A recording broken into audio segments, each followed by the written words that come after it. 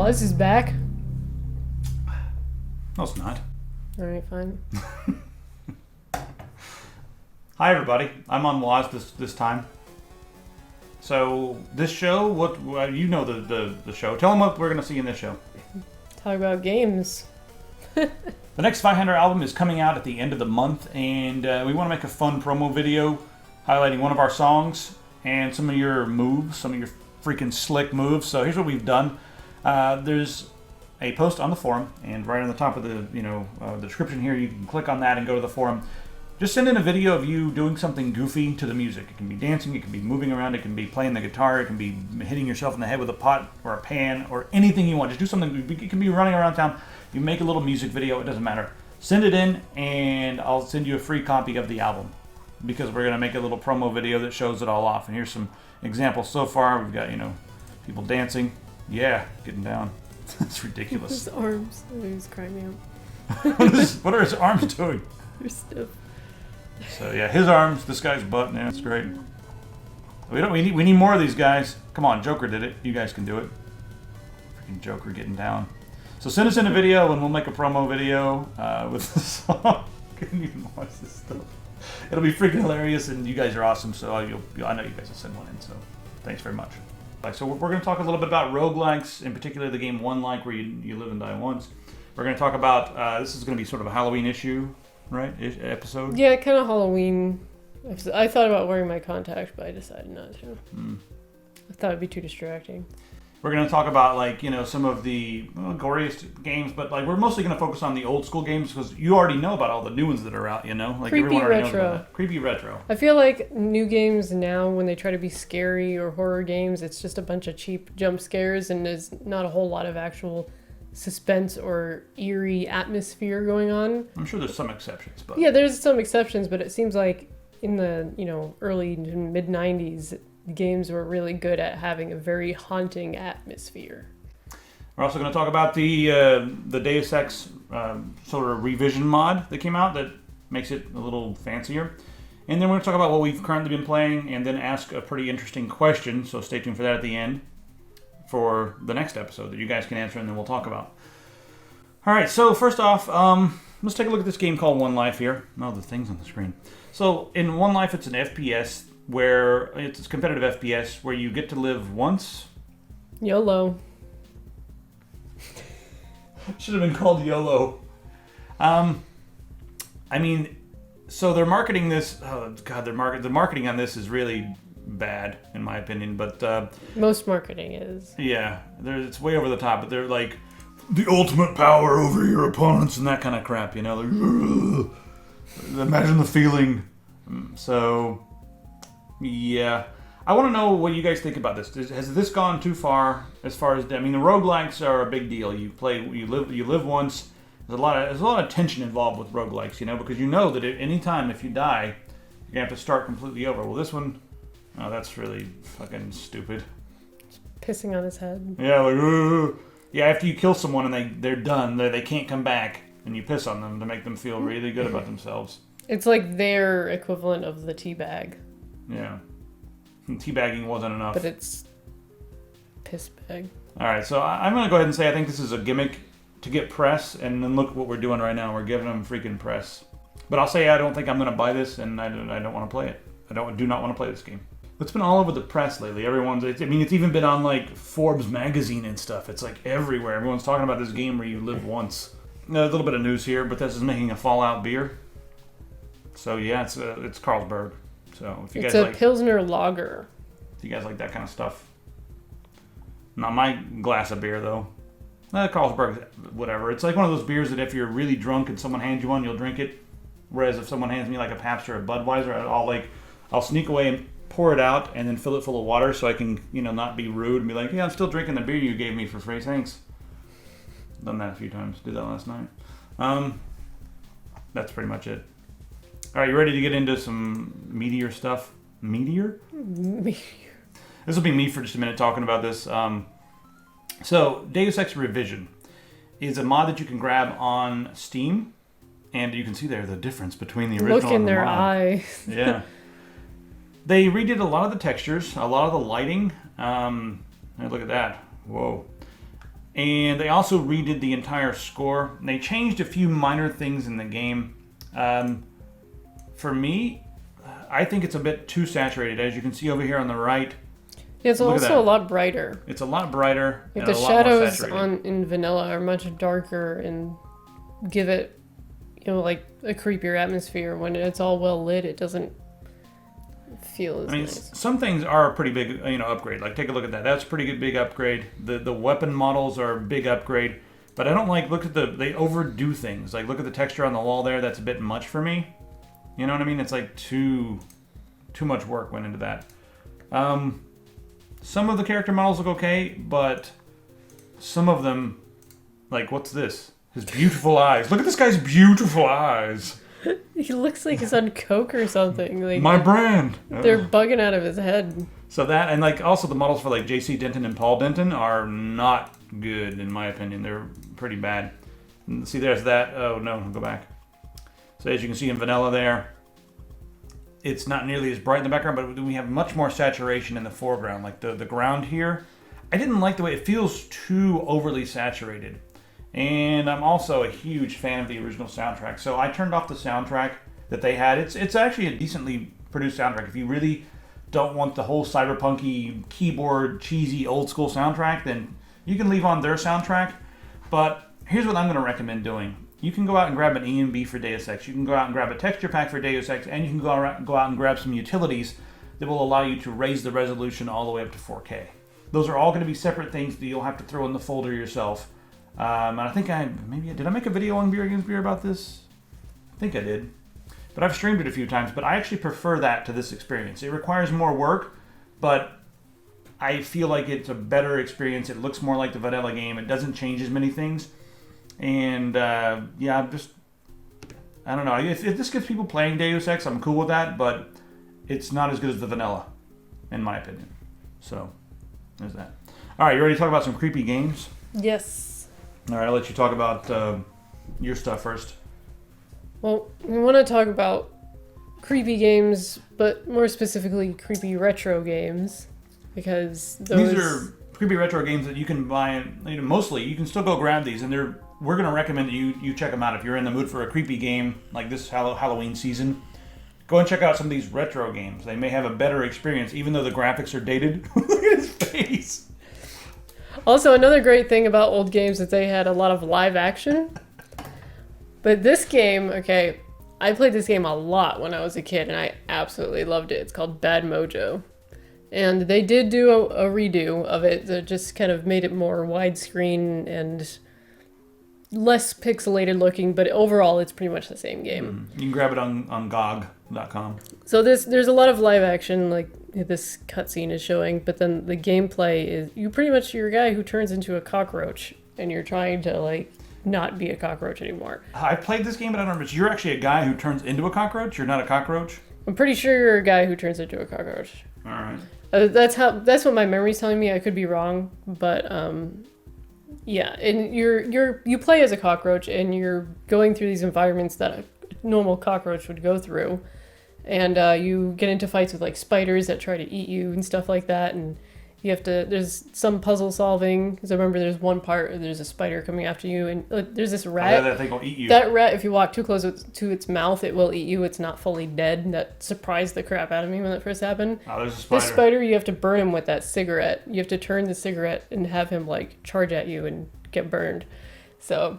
Oh, that's a smart cockroach right there. I absolutely loved this game, but it's pretty creepy, as you can see. So it's not necessarily a Halloween game. It's just kind of creepy. Yeah, I like it. Things creeping around. And you can get this on Good Old Games, so it's pretty awesome. This live action video stuff. There was a bunch of old games like that. You had like The Seventh Guest, which was a horror game, and these are click adventure games. They had more of a story. They weren't just like it's a really dark environment with some freaking zombies coming to get you. So this one's not click adventure though. No, this one's not. This one's not click adventure. Yeah. The next one on the list, we've got Phantasmagoria right here. Oh, this game, I didn't actually like this game very much, but a lot of people did. It's a very grim and gruesome horror game. And see, this is all the deaths. This is disgusting. She's like feeding him guts and giblets and like force feeding. And you're forced to watch these things. This guy is, look at that. Yes. So if you guys want some gore porn, there you go. Ugh. Yummy. Umbra would love that. Yeah. But she eats anyway. Oh my word. Yeah, there's some pretty gruesome death scenes in this for an old game. So, that if you want a click adventure that's... I didn't like it, like I said. The Seventh Guest I thought was okay as well, but I don't know. They're weird, they're poorly acted. I think Bad Mojo's probably better, but that's just my opinion. What else is on the list up here? This is another one of my recommendations that I played when I was a kid growing up. I played it on both 3DO and PC. It's Brain Dead 13. This game is messed up. I don't recommend that anybody plays this unless you want nightmares. And I was really young. I was like... that explains how you turned out. I mean, come on. Yeah, I am a product of Brain Dead 13. That's what happened right here. And just the way you can die in this game, like your spine gets ripped out, there's a ton of dismemberment that goes on. Though it actually doesn't have a whole lot of blood, despite that fact. Like, there's a ton of... You get ripped apart in all different ways, but there's not a whole lot of actual blood. It's just... I want to see a death scene. I'm like waiting for a death scene to happen right now. Yeah, well, this video is a death showcase, so one is bound to happen. Like, if you take the wrong turn, you have to decide, like, when he stops, you either hit left or right and to decide which way to go, and if you go the wrong way, you're gonna die. So right here, I believe he's about to die. Because of that. Yeah, like, that's usually a pretty good sign. Oh, no, you have to avoid him. There's also a lot of timing that goes into play, like, if you don't... So it's kind of like the Dragon's Lair games. Yeah, so it's made by the same people. Oh, it is? Yeah. Except it's messed up? Yeah, it's like totally twisted and demented. This guy is constantly, with the hook hands, is always trying to kill you. He's always eviscerating you, right? Yeah. There we go. Jesus. Yeah, there's not a lot of blood, but... Yeah, there's actually like no blood, but it's just... Fuck? You just turned him, he blended him and then drank him. All sorts of deaths in this game. Like, very creative. That was pretty good, yeah. That was just silly, just instantly buried. Chopped his head off. Yeah. I don't know if this is like Halloween, but if people like morbid stuff, what the hell? Not really. This is based on a true story. Yeah. So anyway, Brain Dead 13 is messed up. All right, now, horror games bore the hell out of me. I don't like horror games. They're always really dark, and they're just... I have a really hard time suspending my disbelief. It's hard to be scared. A lot of them, like the modern stuff, there's all jump scares and that sort of thing. They rely upon creepy atmosphere and stuff, and I have a hard time just getting into it. They rely upon the fact that you can't see a lot. Like, it's just really dark, and it's like, oh, I can't see anything. It's like they're relying on darkness and jump scares. When it comes to like games that are good for Halloween and that sort of thing, I got more into a game like Clive Barker's Undying. It's an FPS, but it's an FPS horror game. It's Clive Barker, and I believe this is the original Unreal Engine. You know, there's a lot of darkness and stuff. The enemies are really difficult and very tough. See if I can show some of the enemies in here. It's an old game. You can grab it on Good Old Games, but it actually has... Look at the lighting. It's actually pretty good for a game that's this old. I was playing it earlier, and I was like, the lighting is not terrible for a game this old. So you play through this game, a lot of weird supernatural stuff going on, but also a lot of narrative. So it's a bit of fun if you want something that's Twitch-based, but also still a horror game in the spirit of Halloween. I highly recommend this game. So for our next creepy retro game suggestion is Legacy of Kain.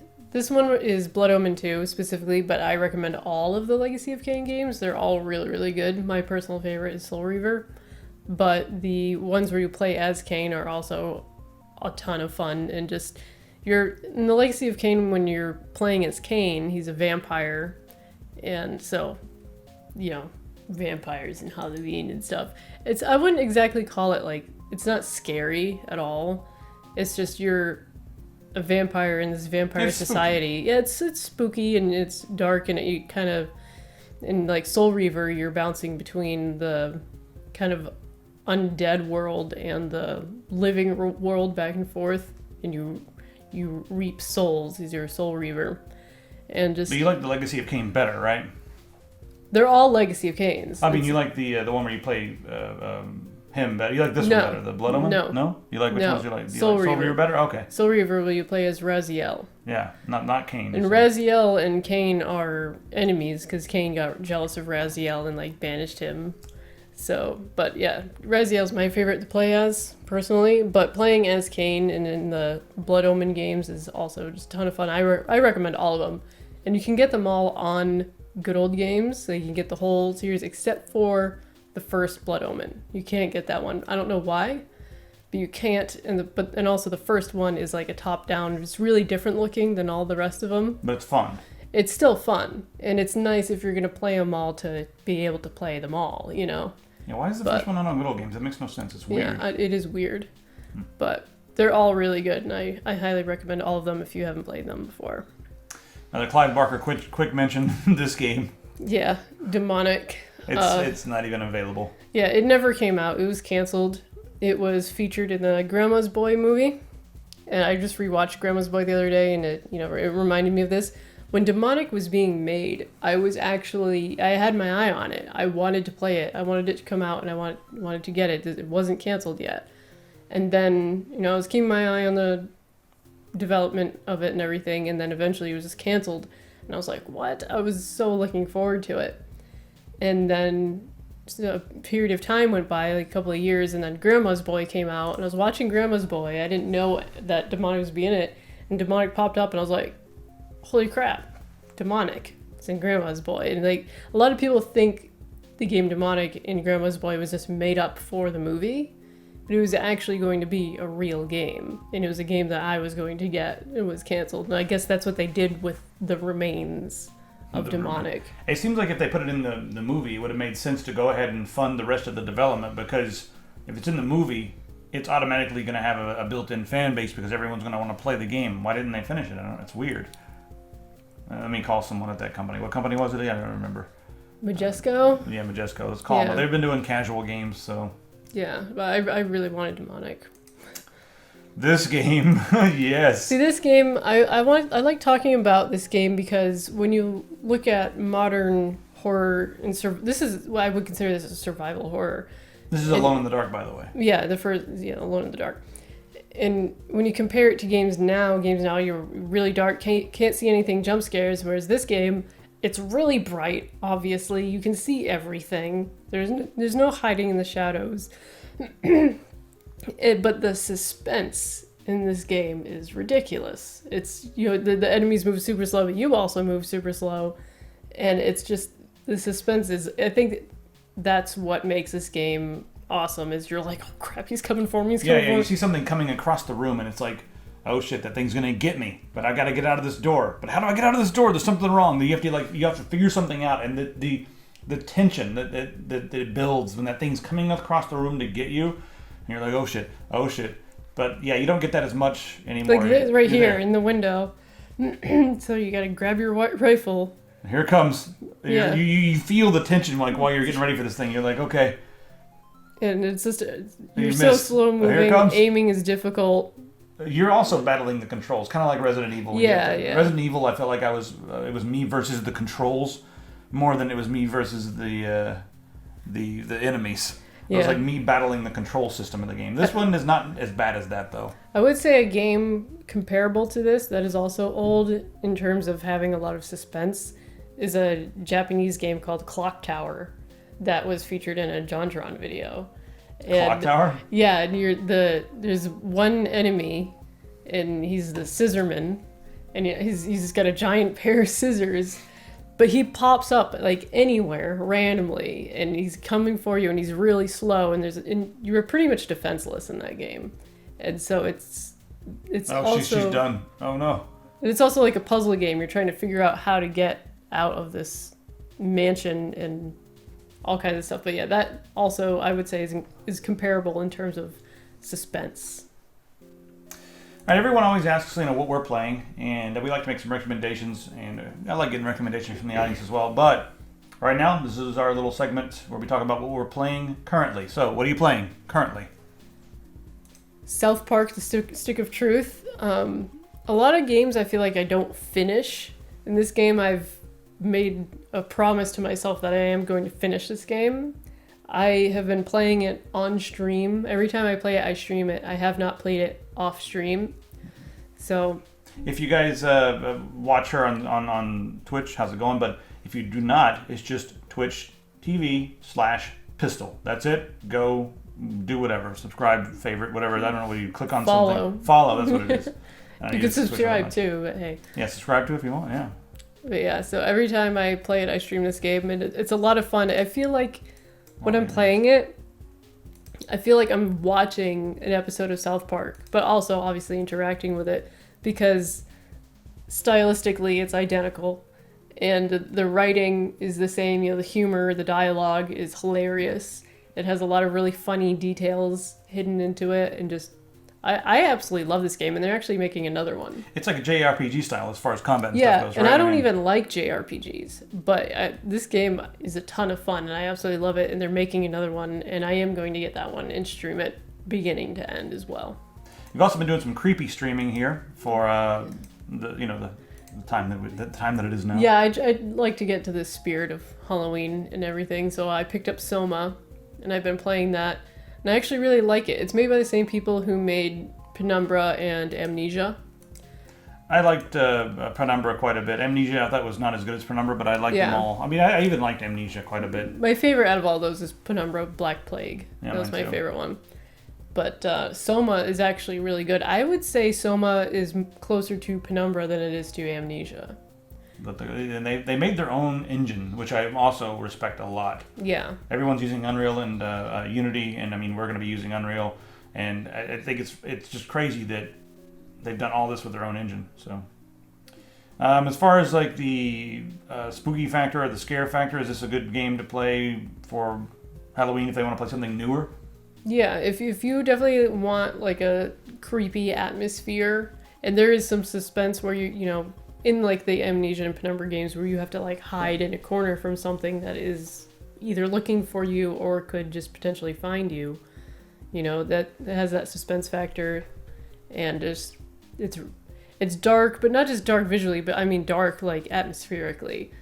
I hear there's a lot of pretty important choices you have to make. I haven't played this yet, but I did grab it on Good Old Games, so I'll be playing it pretty soon too. Yeah, there's a lot of decision making and stuff like that, and light puzzle solving. I wouldn't call it, you know, anything like Myst, but yeah, I do enjoy solving puzzles and stuff too. So when you can combine scary and puzzles, I like that.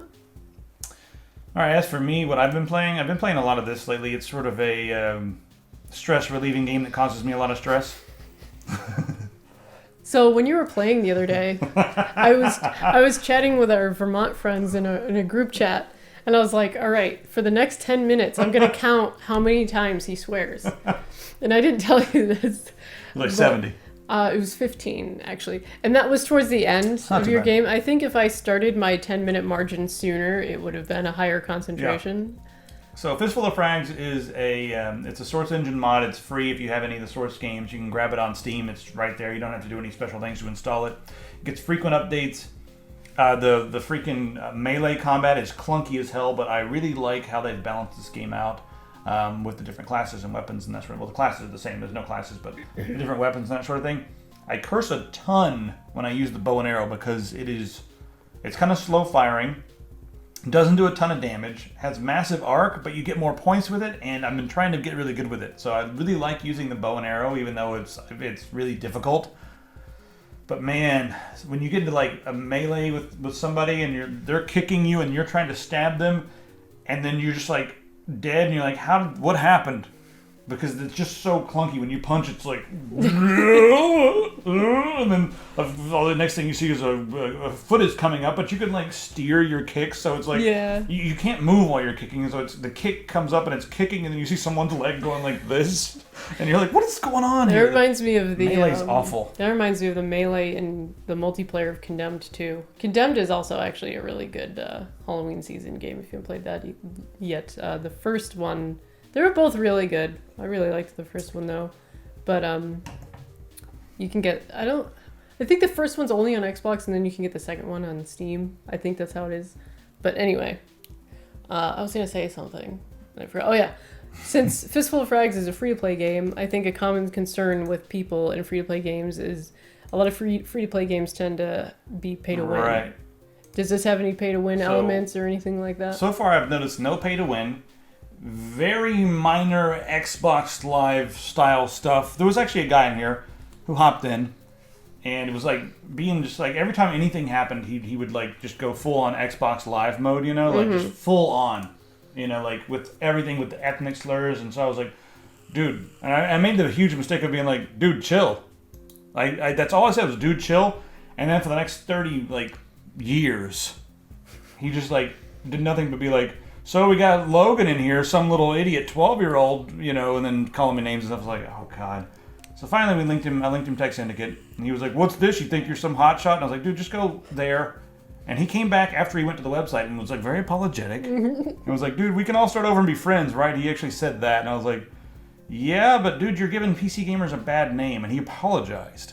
And I was like, well, that's cool. Was this the only bad egg that you really encountered? There's been a couple, but they're usually not that bad. If you tell them to chill out, they usually do. So the audience is pretty good.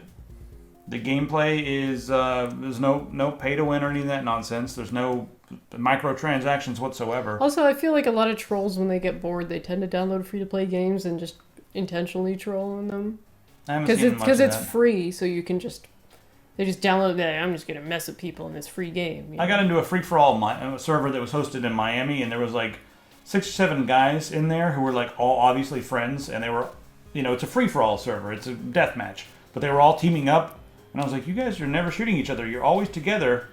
And I was like, that ain't cool. But that was once, but it's got a better community than most games out there.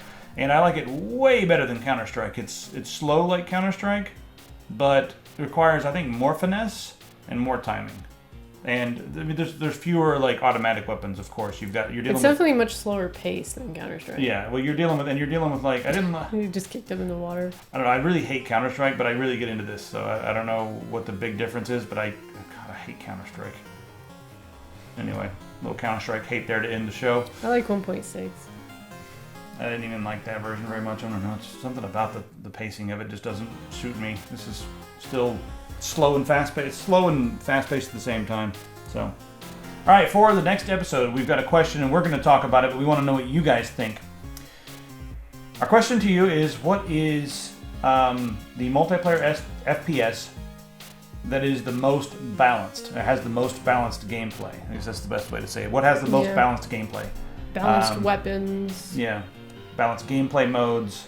A lot of times, like for instance, Quake, you start the game, and it's immediately it's a race to the rocket launcher. The rocket launcher is really powerful, and whoever gets it first can just destroy everyone. And you start off with a really crappy little machine gun. So in free for all in that game, I don't think it's balanced at all.